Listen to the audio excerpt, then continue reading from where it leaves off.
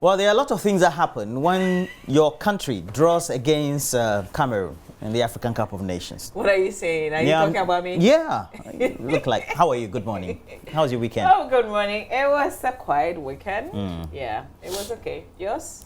I was okay. I don't know. It's just okay, match no some style visa. Do you still watch the Black Stars? Oh yeah, I think I did substantially. I did. Yeah. Okay. Right. And then I enjoyed the Egypt match as well. It was beautiful. Which was Egypt Uganda? Yeah, yesterday? it was. But the Ugandans were very good. It was the Nigeria game that kind of shocked me. Well, I watched a bit of it, but I thought Nigeria yeah. would win, so I just went about my business, going to buy some stuff in town, and when I came back, it was 2-0. Yeah. I was still, okay, so I guess it was for them as well because they made some changes. Yeah, maybe they thought that it was just a walkover. Exactly. That's the whole thing. Yeah, I think they understood. Maybe the next time they should just get their act right. You always need to. And the Egyptians didn't do that. They faced their counterparts with everything they could have. Yeah. And Charlie, Egyptians, you are not being too fair. The stadium was packed. Yes. And I remember come 2008, we were going to watch all the games, and it didn't matter who was playing. Yeah. But when you see the other matches, the so stadium, oh gosh. I think the Arabs are always like that. They're very patriotic of their national team. And yeah, but you're hosting the continent. Yeah. You're hosting Africa. No, the thing is, I think maybe the local organizing committee needed to conscientize, look at the stadium. Yeah, look at that. Look at that. They're packed. This is the Cairo International Stadium. Yeah, but I was happy for Mohamed Salah. He's very good. Yeah. You know, sometimes, and you know, the going was a bit tough because the Ugandans were always disrupting play, but you know, the quality always was a shining light. But this was a painful goal for the goalkeeper. Yeah, he could have done something about it. I mean, well, he touched it, right? Yeah, he did. Yeah, maybe no, I think that he should have he should have punched the ball or punched the ball outward. But I don't know whether he was trying to grab it or. I don't know. He was doing some goalkeeping skills. We will talk about what's the term? We've got into the calculation stage. Yes. Now we're calculating. Us in Ghana. Are you one of those who later on this morning? Yes, who went to look for your old calculator? Thankfully, Gary posted a calculator that we could all use. We'll be doing the calculation this morning because that's where that's what it's got into. Yes. And pray and hope that Benin will not score against Cameroon. Huh? I tell you. Yeah. I tell you. All right, so that will be later on this morning when we do a bit of sports. But now, let's do the headlines. But Mofi, I see you on TV. You look like a 25-year-old. But I am 25. But they don't know I'm that 25. you're old. Okay. How old do you think I am? I say you look like a 25. I know your age. But otherwise, I am what age? I don't have to mention your age on there. You can. Charlie, can we move on? What do you have? Let's do I've got the Daily Graphic, the Times, the Finder, the Gold Streets. We also have the Daily Guide, the Today newspaper, the Herald, quite a number of papers, the Observer, the Daily Statesman. So let's start off with the Daily Graphic newspaper. Here we go. Front page of the graphic. Avoid strife, let continent assert rightful place. President urges African leaders. Still on the front page of the Daily Graphic, Dr. Atso Duncan, 6 others on it. And also, U.S. wants escalate visa restrictions on Ghanaians, according to the ambassador. GBA calls for consensus on security situation in the center spread. Island communities in Volta region cry for government support. Back page of the paper, Ash Gold win Tier 2 special cap, secure ticket for the Confederations Cup. Madagascar stun Nigeria. Exactly what happened yesterday in the ongoing Africa Cup. Really, that will be it for the Daily Graphic newspaper. Roland, let's do the next. Okay, so let's look at the next paper. And quickly, we have to take a look at the Daily Dispatch. The Daily Dispatch has on the front page, Finance Ministry compelled GMPC to expunge $50 million or dollar loan from books. PIAC bombshell. And it's not only this bombshell that PIAC is indicating. If you look at the PIAC report, for which we're going to have some comprehensive detailed analysis this morning, you'll get to know that there are many other things we're not doing right with oil money. The proceeds from whatever it is that we get from oil. How to beat cheating fuel stations. The Daily Dispatch is giving some tips out this morning for those of us who tend to buy fuel. So even if you don't tend to buy, your passenger always in that commercial vehicle, you should be interested how your driver gets the right amount of fuel or volumes when he or she goes to make the purchase. NCA spent 12.9 million Ghana cedis on consultants without due process. And this one, very sad, this incident. Modern Ghana editors were arrested for alleged cybercrime offences. Well, those are the stories we have. The way they did it. Yeah. And yeah. The rate, I don't know. We've had quite a number of statements that's been issued. The last one I read was from Primpac. Primpac, yes. Yeah. We will share some details. Definitely. With you. Okay. So the back page has the picture of the chairman of the Public Interest and Accountability Committee, PIAC, Dr. Steve Mantiel, who is sending his emissary today to be with us so that we do that discussion. But let's look at the Daily Guide newspaper. And the Daily Guide newspaper has on the front page, Woyome in a ditch, game over in 51 million Ghana cedi fraud saga. Nigerian banker stands NDC, NLA VAC deal brings 20,000 jobs. And the last one, we are not xenophobic. That's the president, Nana Addo Dankwa Akufo-Addo. You know, all those issues were Ghana is not a xenophobic country. I think we should know that. Okay. All right. You have any other? Yeah, of course. The Ghanaian Times. Let's do the Ghanaian Times newspaper. Front page of the Times. No job losses at Ghana Sports. President assures. GTA, that's the, I think Ghana Tourism Authority closes down. Yeah, that will be it. Ghana Tourism Authority closes down 31 unlicensed hospitality facilities in Eastern Region. Government approves over 1.56 billion Ghana cedis for 14 road projects. Palm wine tapper kills wife and son. Oh, that story is on page 3. It says the Ghana police at Goso have arrested a 46-year-old palm wine tapper for allegedly killing his pregnant wife and 1-year-old son at Kokofu, a farming community near in Kasem in the Sutifi South districts of the Ahafo region. The suspect, Kwame Champong, who, according to residents, have been accusing his wife of infidelity, stabbed his 30-year-old wife, Ikuya Safia, the left side of her abdomen multiple times during a confrontation that ensued between them, and slashed the son with a knife yesterday morning. Assistant Superintendent of Police Richard Homanuvo, Goso District Police Commander, who confirmed the incident to the Ghanaian Times, said the incident happened around 6:20 a.m. yesterday. The police commander said it was unclear what brought about the confrontation between Mr. Champo and his wife, which led to the crime, and that the police were investigating the matter. The suspect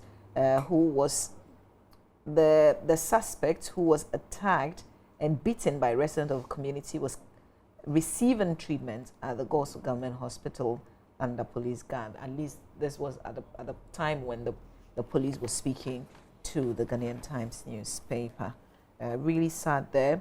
There are actually some crime stories on page 3. So storekeeper grabbed for pouring acid on neighbor is another story. Said a 32-year-old storekeeper, Vida Odami Bwedi, has been remanded by the Akim Suedro Circuit Court for pouring acid suspected to be, or liquid suspected to be acid on her neighbor, Ama Jomo, who is 45. She was charged for causing unlawful harm and would appear or reappear before court on July 8th this year. The background to the story is there. Also, scrap dealer jailed 20 months for thefts. Food vendor remanded for human trafficking. And Accra Circuit Court has remanded a food vendor, Anita Brown, over alleged involvement in human trafficking of victims from Nigeria to Ghana. The plea of the suspect was not taken, and she will make her next appearance tomorrow. Meanwhile, 2 accomplices named Divine and Goodness are now at large. And the police sergeant Opoku Anieje told the court presided over by Mrs. Rita Abrokwadoku that Precious Chigozi, 19, and Blessing Enoch, 21, both students, are the complainants in the case. The accused, as well as the complainant, are all Nigerians residing at the Liberia camp, a suburb of Kaswa in the central region. So earlier this month, Brown, through her friend, one Mama Benedicta, who lives in Nigeria, recruited the victims under the pretext of employing them at her boutique in Ghana.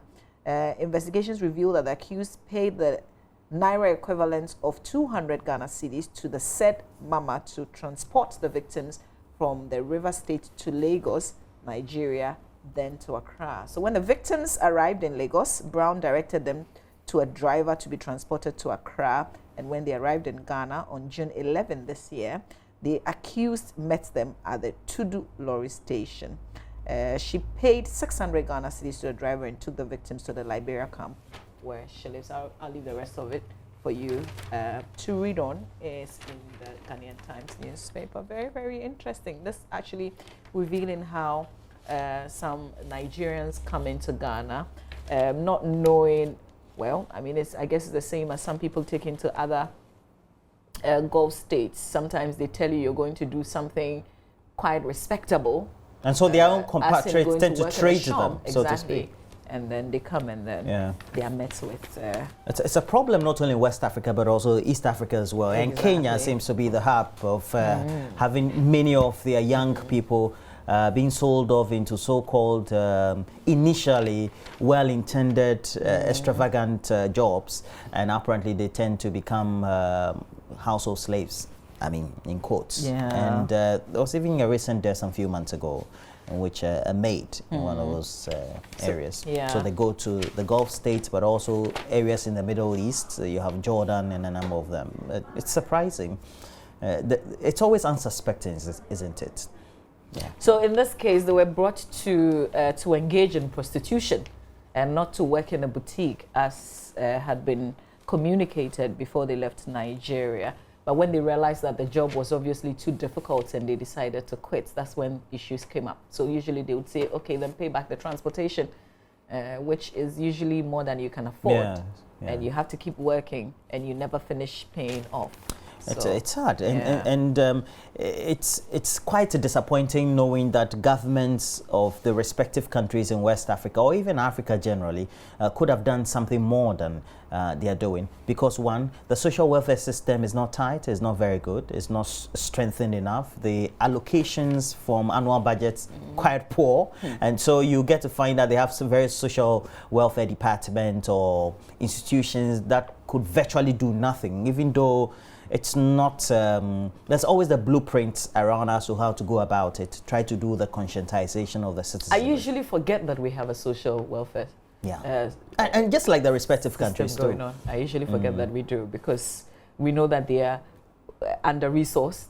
You can't even say they're under-resourced. Do they even have the resources at all? Exactly. That brings into sharp focus the extent to which when we're talking about maybe the influx of foreigners, especially Nigerians, into West Africa and the type of things that they need to do, and the responsibility of our agencies, especially the Ghana Immigration Service, the Ghana Police Service, in terms of verifying who is coming in, what did they say they want to come and do? Are they really doing what they are doing? At which point in time did they come in? Where are they within the period they said they'll be in? And have they left from the time that they came in, they said they were going to exit? Because it looks like, compared to the West and countries in Asia, especially China, the way they do it so tight-knit, they even make sure that they are more preventive than reactive.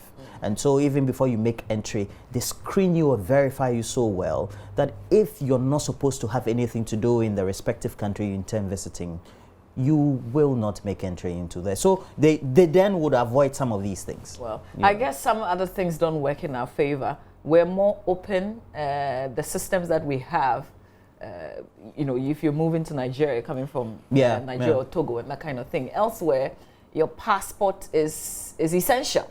So the minute your passport is scanned, I mean, or anywhere you go, you need your passport to operate. But when you are living like the way we live with our neighbors, it doesn't work like that. That's it. But center spread of the paper of the Ghanaian Times links with what we're talking about. President mobilizes support for women refugees in Africa. Vice President Ajaj Digital Leader of the Year. Government approves 1.56 billion Ghana cedis for 14 road projects. It's also a story in the center spread of the paper, and then back page. Sports Cameroon, Ghana splits points. Ash gold for Confederations Cup. Madagascar upsets Nigeria. Okay, if they had gone top, they probably would be playing South Africa, which is regarded relatively as a I don't want to say a weaker team, but you know, you could easily get a win from them, I guess. Let's do the Finder newspaper. That's just my mind. Front page of the Finder newspaper. Ghana is not a xenophobic country. President Akufo-Addo assures global community. A Mr. Arthur family kickstart $1 million fund to retain lecturers.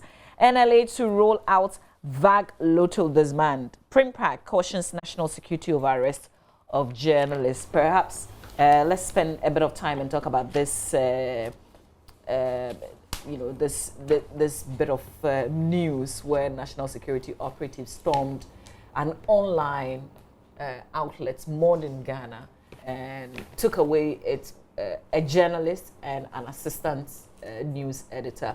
And I think from the Primpark write-up that I read, it talked about how the assistant news editor, you know, so these guys just came into the office, they wanted a private conversation.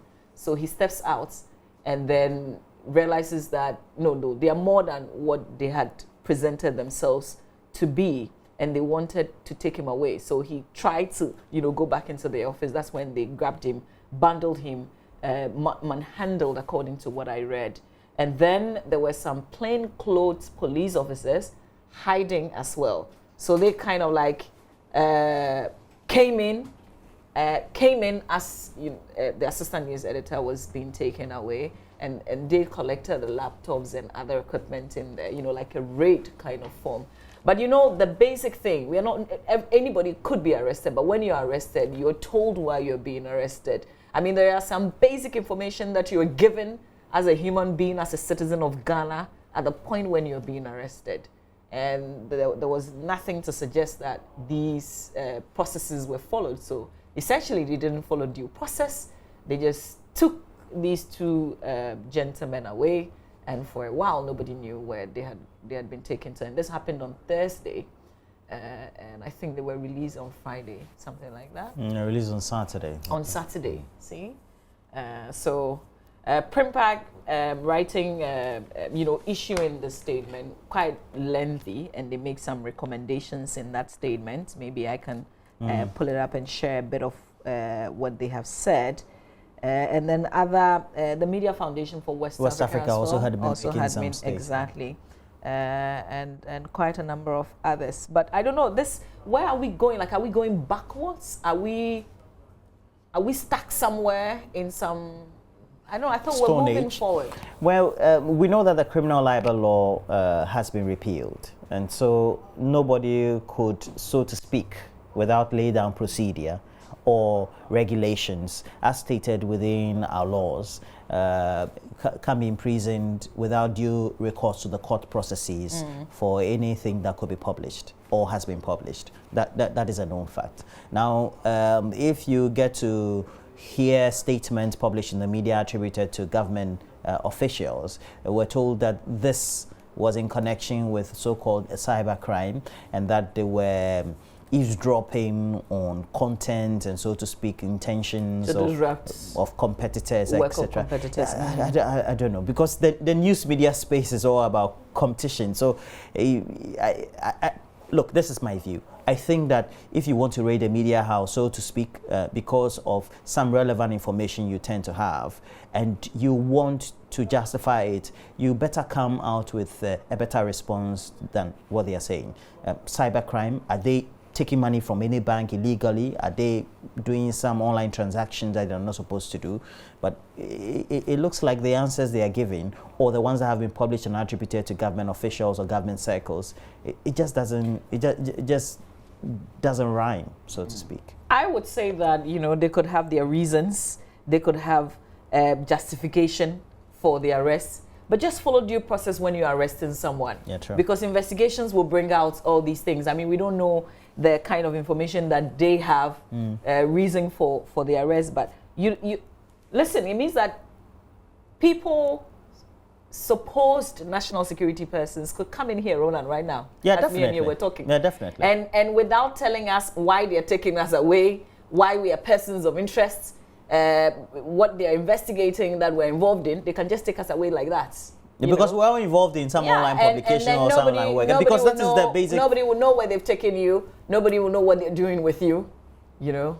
I mean, it just sounds that we're getting closer to those days, isn't it? Because they can just prescribe any and then later on, when they are questioned, then they come and say that for national security reasons. Exactly. Yeah. I mean, it doesn't make sense. And it's the Constitution that is prescribing these processes that you need to go through. Its Constitution is bigger than national security or any other outfit for that matter.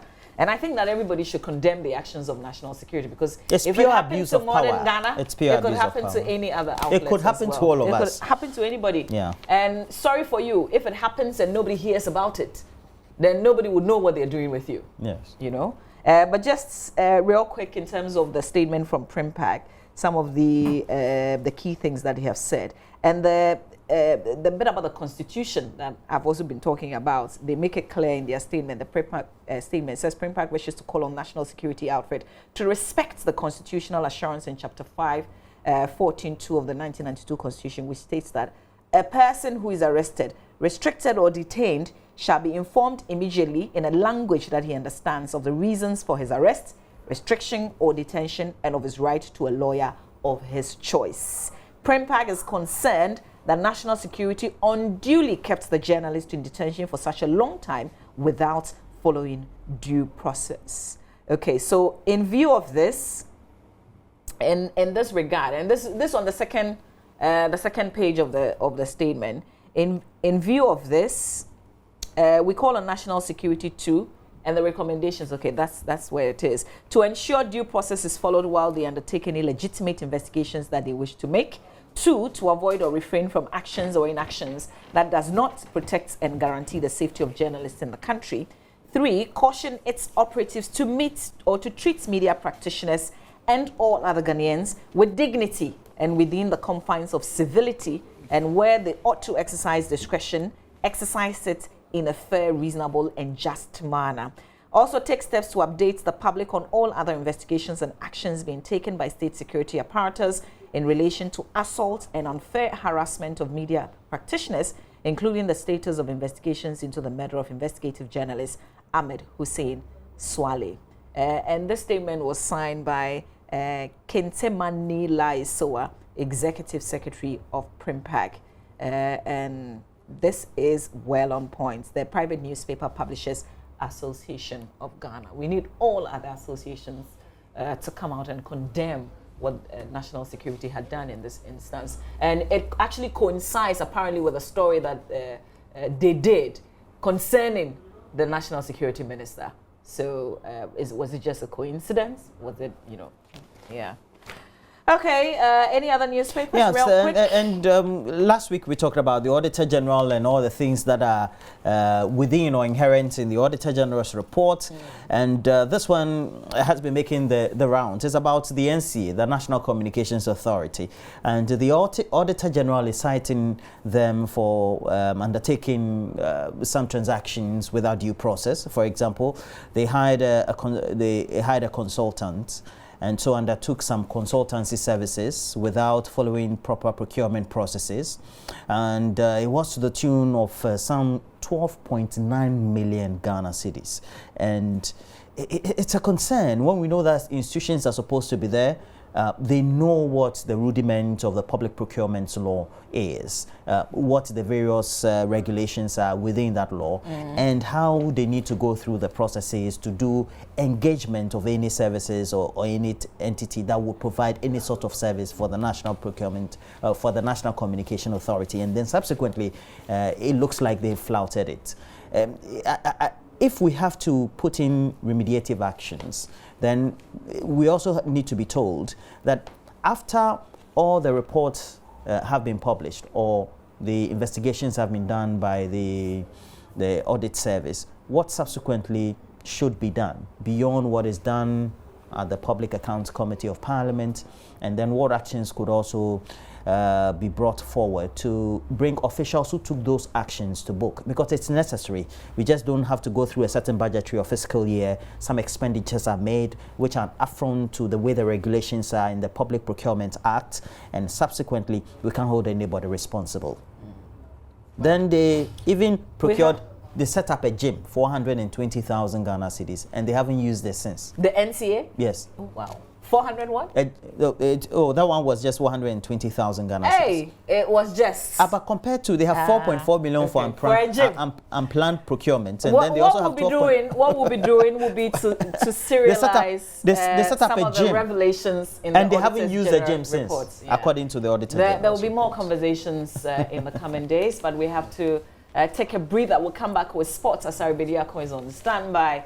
And of course, he will be talking about Nigeria, Madagascar, and doing the calculations for Ghana. For Ghana as well. Are we in or out? We already have our calculators.